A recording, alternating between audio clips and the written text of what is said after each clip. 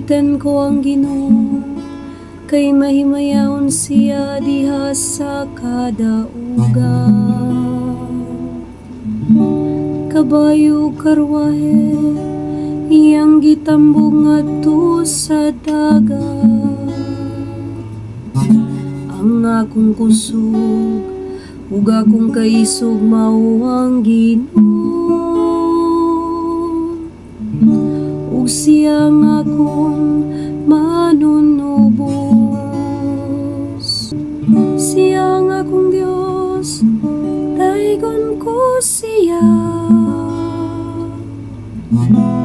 Ang Dios sa akong Ama, ako siyang bayaw. Awitan nato ang Ginoo, kay gilukop niya sa himayang iyang kaugalingon. Ang Ginoo usa ka manggugubat. Ginoo ang iyang ngalan. Ang mga karwahe ug kasundaluhan ni Paraon, iyang gilubong sa dagat.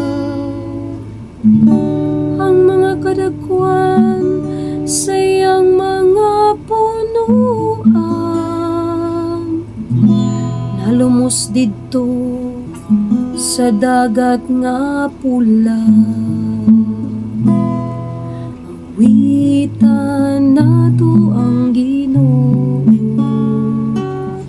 kay gilukop niya sa himayang iyang kaugalingon.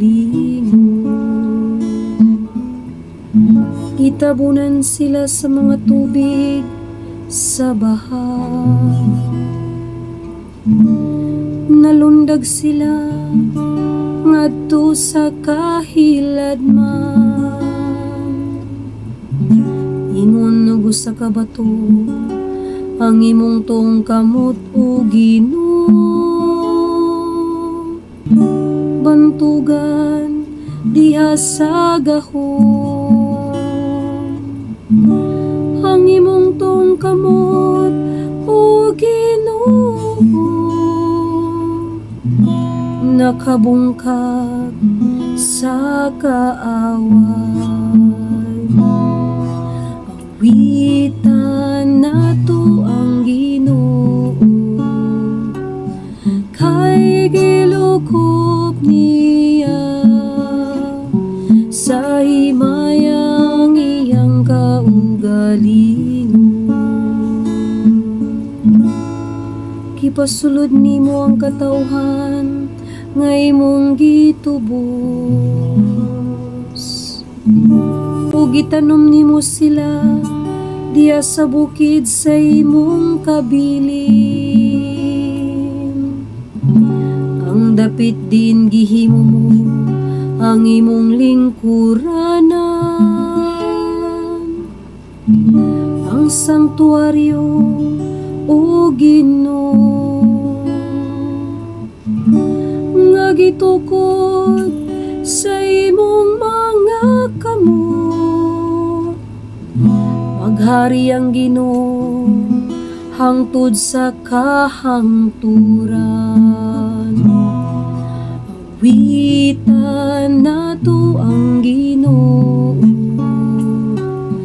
kay gilukop niya sa himayang iyang kaugalingon.